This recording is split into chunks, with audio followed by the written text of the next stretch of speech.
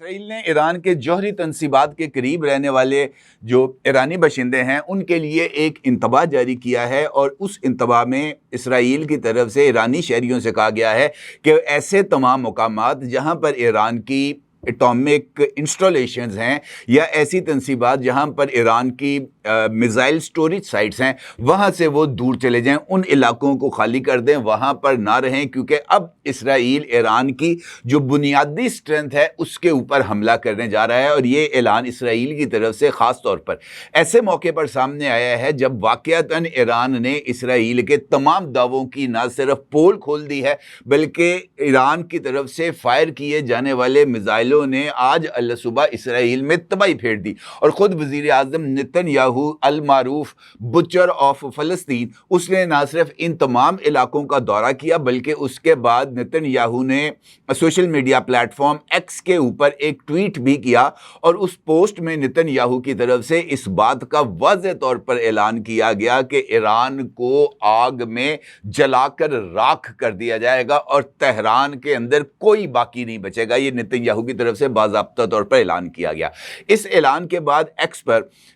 جو اسرائیلی وزیر دفاع ہیں ان کی طرف سے بھی ایک اعلان کیا گیا، اور انہوں نے ایکس پلیٹ فارم پر اپنی ایک پوسٹ میں اس بات کا اظہار کیا کہ تہران کو بیروت بنا دیا جائے گا، یعنی تہران پر اتنی زیادہ بمباری کی جائے گی کہ پورا تہران ملبے کا ڈھیر بن جائے گا۔ اب یہ جو اعلان اسرائیل کی طرف سے سامنے آیا ہے، میری نظر میں اس اعلان کی سگنیفیکنس اس وجہ سے ہے کہ اب اسرائیل کی طرف سے ایران پر حملوں کے لیے دو آبجیکٹیوز کو سیٹ کر دیا گیا ہے۔ نمبر 1 ایران کی ایٹمی تنصیبات کو تباہ کرنا، اور نمبر 2 ایران کی عسکری قوت یعنی میزائل سٹوریج سائٹس یا میزائل فائر کرنے کی کیپیسٹی یا ان کے لانچرز کو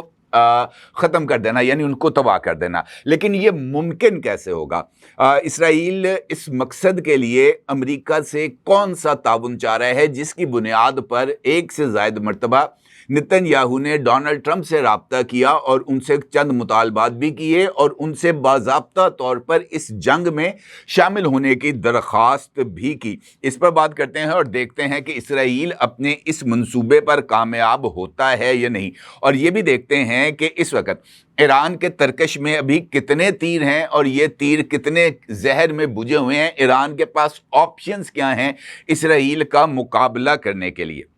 دیکھیں، اگر ہم اس دن سے یعنی آج سے 3 دن پہلے جب اسرائیل کی طرف سے ایران کے اوپر اٹیک کیا گیا تھا، اس وقت سے اب تک اسرائیل کے حملوں کا جائزہ لیا جائے اور ایران کے رد عمل کا جائزہ لیا جائے تو ایک بات بڑی کلیئرٹی کے ساتھ سامنے آتی ہے کہ اسرائیل نے خاص طور پر پہلے ہی دن نیٹنز کی جو ایٹامک سائٹ ہے اس کو اٹیک کیا اور اس کو نقصان پہنچا۔ اگرچہ نیٹنز کی یہ جو ایٹامک سائٹ ہے یہ تباہ نہیں کی گئی اسرائیل کی طرف سے، اور پھر اسرائیل نے نیٹنز کے اوپر ایک اور حملہ کیا اور اس کے بعد وہاں سے کنٹامینیشن ہوئی، یعنی وہاں سے تابکاری کا اخراج ہوا، اور خود ایران کا جو ایٹمی ادارہ ہے اس نے اس بات کی تصدیق کی کہ جناب یہاں سے تابکاری ہوئی، اور بعد میں IAEA کی طرف سے بھی اس بات کی تصدیق کی گئی۔ لیکن دوسرا حملہ آج کیا گیا، اور یہ جو ہے قم میں جو ان کی فردا کی ایٹمی سائٹ ہے،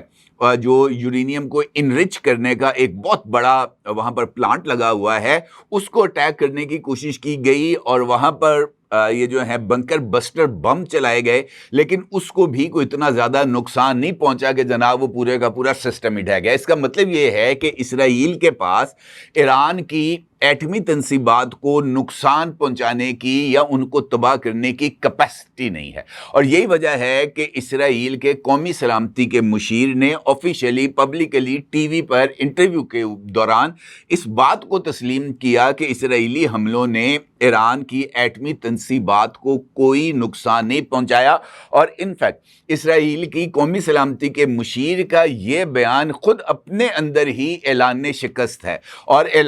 جو ایران ہے اس کی جو علاقائی قوت ہے اس کو تسلیم کرنے کے مترادف ہے، کیونکہ جو 2 آبجیکٹیوز اسرائیل نے حملے کے لیے اپنائے تھے وہ دونوں آبجیکٹیوز ناکام ہو گئے۔